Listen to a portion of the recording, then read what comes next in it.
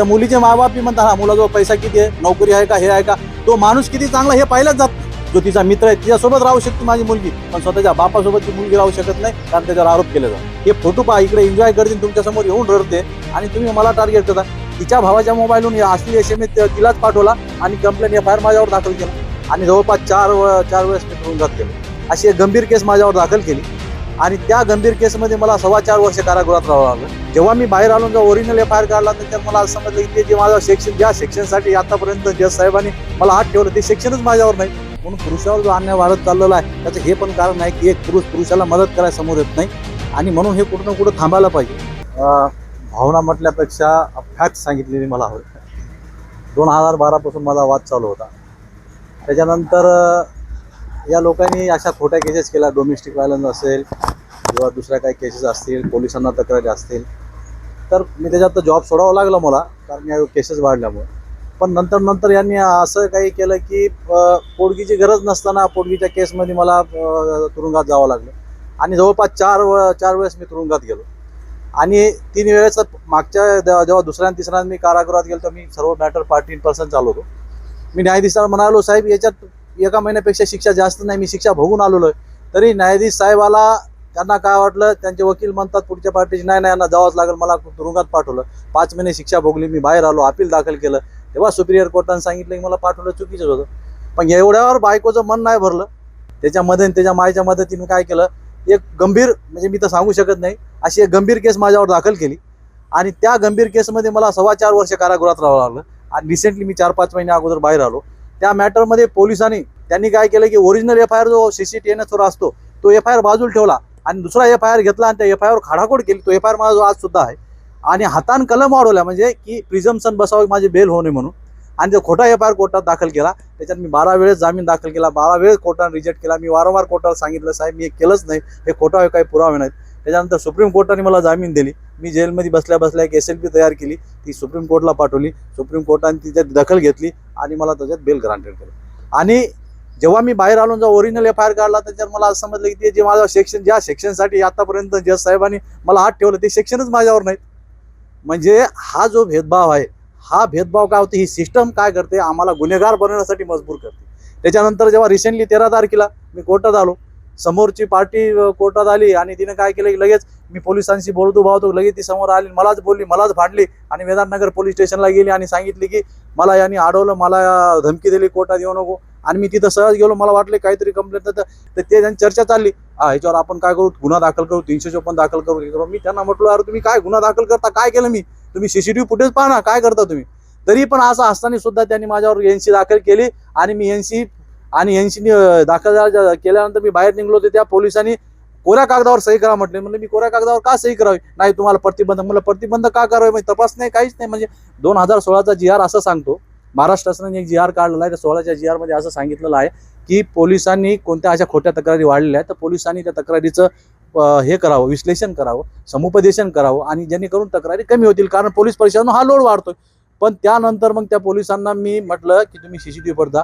मग मजबुरीन कारण काय होता, हा सगळा हेतू काय की माझी परत सुप्रीम कोर्टाने जामीन दिली, नामंजूर व्हावी, परत कारागृहात जावं. आणि म्हणून मी काय केलं, PDJ साहेबांना पत्र दिलं की CCTV फुटेज पहा, पोलीस आयुक्तांना पत्र दिलं, मुख्यमंत्री साहेबांना पत्र दिलं की साहेब अशा जर होत असेल, पोलिसांना खोटं माहिती देणं हा गुन्हाच आहे ना, पण पोलिसांना खोटी माहिती दिल्यावर गुन्हा महिलेवर दाखल होत नाही, पण पुरुषाला तासनतास बसावं लागतं. माझ्या हातल्या अशा अनुभव आहेत की समोरच्या पार्टीने तिच्या भावाच्या मोबाईलवरून असली SMS तिलाच पाठवला आणि कंप्लेंट FIR माझ्यावर दाखल केला. मी पोलिसांना सांगालो, नोकरी सोडून पोलिसांनी मला दिवसभर बसवलं, माझा लॅपटॉप चेक कर, मोबाईल चेक कर. अरे म्हणलं हे काय तुम्ही, नाही म्हणजे असं असतं. म्हणजे काय झालं की जसं भारत साहेबांनी सांगितलं की एकतरी कायदे आणि महिलांना जो झुकतं दिलं जातं, याला झुकतं देण्यासाठी कुठं ना कुठं हा एक व्यक्ती जो माणूस आहे त्या माणसाला त्याच्या भावना, त्याला पण दुखतं, त्यालाच न जास्त त्याला माहीत असतं, पण तू मदत करायला पुढे येत नाही. म्हणून पुरुषावर जो अन्याय वाढत चाललेला आहे त्याचं हे पण कारण आहे की एक पुरुषाला मदत करायला समोर येत नाही आणि म्हणून हे कुठं ना कुठं थांबायला पाहिजे. आता किती वर्ष तुम्ही जेल भोगलाय? मी पहिल्यांदा गेलो 1 महिना, त्याच्यानंतर 3 महिने, त्याच्यानंतर 5 महिने आणि आता रिसेंटली 4.5 वर्ष. 4.5 वर्ष. म्हणजे तुम्ही FIR मध्ये पाहिलं की तो सेक्शनच नाही माझा. आणि इव्हन ही हॅरेसमेंट जी आहे, 4.5 वर्ष छोटा काळ नसतो. 4.5 वर्ष आयुष्याला कलाटणी देणारा टाइम आहे. पुढे 4.5 वर्ष मध्ये राहिल्यानंतर आता पुढच्या आयुष्यात जगण्याची उमेद काय जगण्याची कशा उमेद पद्धतीनं आणायची? उमेद अशी आहे की भारत साहेब आणि आम्ही प्रथम पहिल्यापासून काम केलेलं आहे सोबत. आणि भारत साहेबाच्या आम्ही सोबत असताना आम्ही जेव्हा जेव्हा नाराज झालो किंवा उदास झालो तेव्हा भारत साहेबांनी काय केलं की एक नवीन उमेद जीवनात जगण्याची भरलेली. आणि त्यांनी सांगितलं की आज न उद्या मरायचं आणि मग संघर्ष करायचा ना. मरायचं का, कारण जीवन का वारंवार भेटणार. तुम्ही मरण पावले त्यांना चांगलंच होईल, कारण त्यांचा हेतू साध्य व्हायला ना. मग मरायचं नाही तर आपल्या अखेरच्या क्षणापर्यंत आपण लढत राहायचं, संघर्ष करायचा, जेणेकरून आपण मरण पावलं तरी चालेल पण हा इतिहास कमीत कमी दुसऱ्या कोणाला तरी कामी यायला पाहिजे. कारण आज गाडलेले बी उद्या कुठं ना कुठं झाडं होतील. तर हे आम्ही जे स्वतःला गाडून घेतोय जमिनीत त्याचं हे आम्ही करतो, हे जे सगळं करतो हे काय की उद्याच्या येणाऱ्या पिढीला हे कुठं ना कुठं सपोर्ट असला पाहिजे म्हणून आम्ही सगळं हे करतो. आता या सगळ्या मॅटरमध्ये तुम्ही जो काही प्रकार सांगितला तुमचा, या सगळ्या प्रकरणामध्ये असं कुठलंही हे नाही का किंवा अशी कुठली गोष्ट घडली नाही का की जे तुम्हाला जे त्रास होतो ज्या पार्टीकडनं त्यांच्यावरती काही एलिगेशन झाले किंवा त्यांच्या ॲलिगेशन साहेब आता रिसेंटली ॲलिगेशन म्हणजे काय की त्यांचे नातेवाईक मोठे वकील आहेत, त्यांचे नातेवाईक जज आहेत, ते घरी येऊन धमकी देतात की आमचे नातेवाईक जज आहेत. इव्हन केस माझा फॅमिलीचा डिस्प्यूटचा मॅटर चालू होतो, हायकोर्टची SOP असताना त्यांनी फक्त ओळखीच्या आणि काय करून टाकलं, या घटस्फोट एकतरी करून टाकला. म्हणजे तुम्ही माझा भाऊ कोरोनामध्ये ॲडमिट आहे, मी दवाखान्यात गेलो 1 तारखेला, तरी पण म्हणजे काय झालं की या सगळ्या परिस्थितीमध्ये असं झालेलं आहे की महिला गेली थोडीशी रडली. बाकी मी कोर्टाला अशा बरं वेळेस सांगितलं की साहेब हे खोटं आहे, हे फोटो पहा, इकडे एन्जॉय करतील तुमच्यासमोर येऊन रडते आणि तुम्ही मला टार्गेट करता. म्हणजे स्वतःच्या मुलीला जरी भेटायचं असेल तर मला कोर्टाची परवानगी घ्यावी लागते, पण मी माझी स्वतःची मुलगी जो तिचा मित्र आहे तिच्यासोबत राहू शकते माझी मुलगी, पण स्वतःच्या बापासोबत ती मुलगी राहू शकत नाही, कारण त्याच्यावर आरोप केले जातात. ही दुःखाची गोष्ट. बरं, हे जे नवरा बायकोमध्ये वाद निर्माण होतात कारण काय बरं?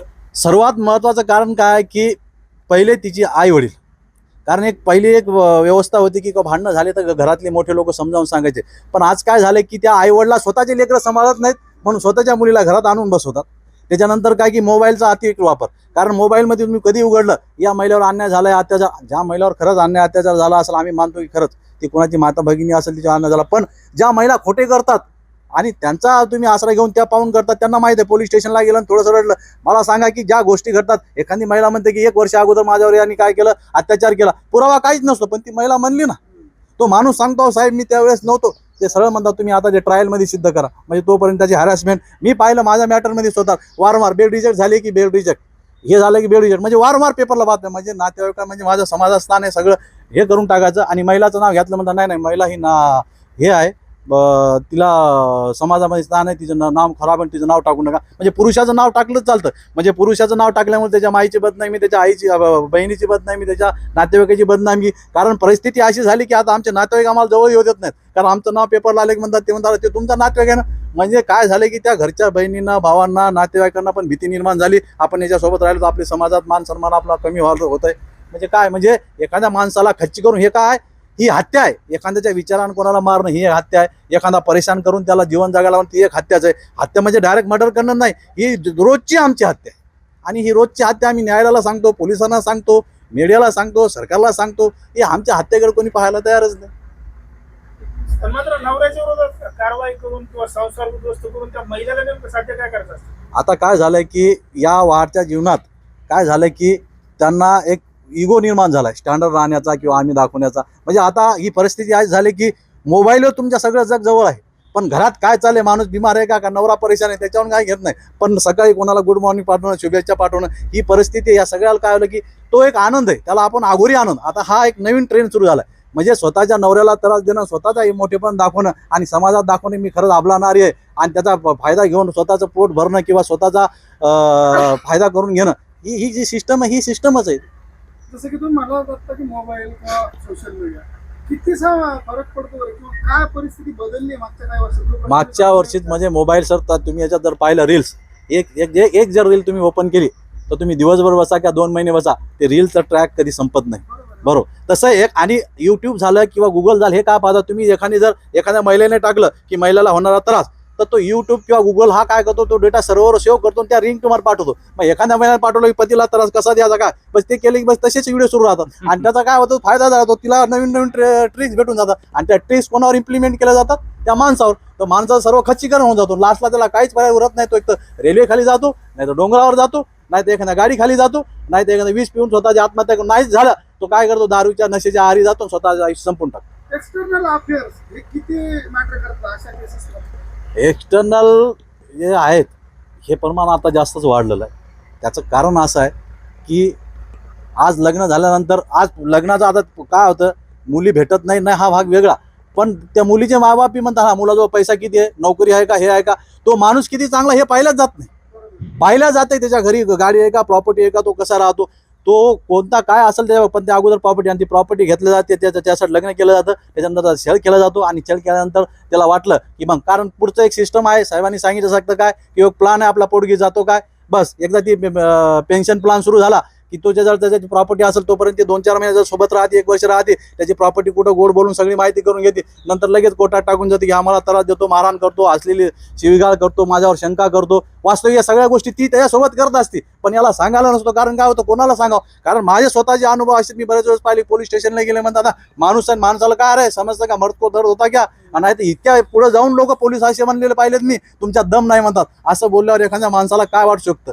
म्हणजे काय होतं की त्याला माहिती आहे कुठं जा माझी अवेलना होती आणि याचा फायदा ही ती महिला घेते आणि त्या महिलेचा फायदा घेतल्यामुळे तिला माहिती आहे आणि तोच पैसा, नवऱ्याचा पैसा घेऊन स्वतः एन्जॉय करते, तिच्या मित्रासोबत राहते आणि याला त्रास देते आणि समाजाला आज दाखवून इव्हन त्याच्या पुढे जायचं असेल तर एखादी महिला संघटना आहे तिच्यात सामील होऊन जाते आणि याला टार्गेट करत राहते.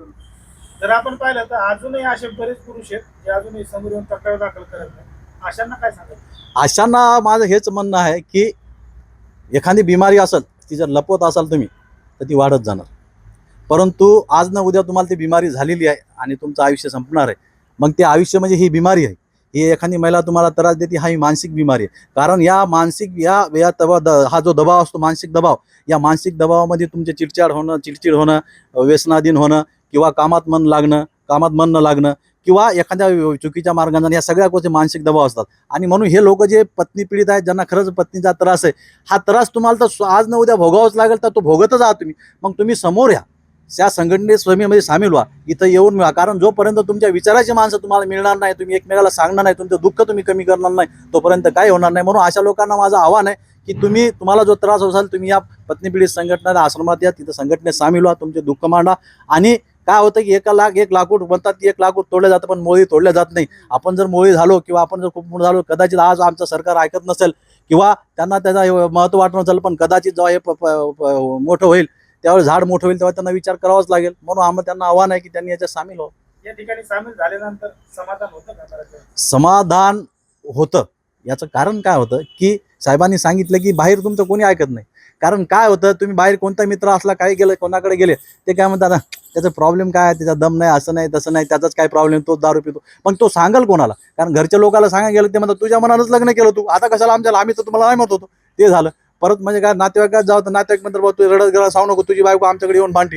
आणि ती बाईचा असा स्वभाव आहे, तो माणूस जर कोणीकडे गेला तर ती ध्यानच ठेवती, वाटलं तर माणसं लाव त्याच्या मागं, हा कोणाला भेटायला, आणि लगेच त्याचं नाव पोलीस स्टेशनला जे तक्रार किंवा त्याच्या घरी जाऊन सांगा. मग ते लोक म्हणतात यांच्या आम्ही होणार काय पडायचं.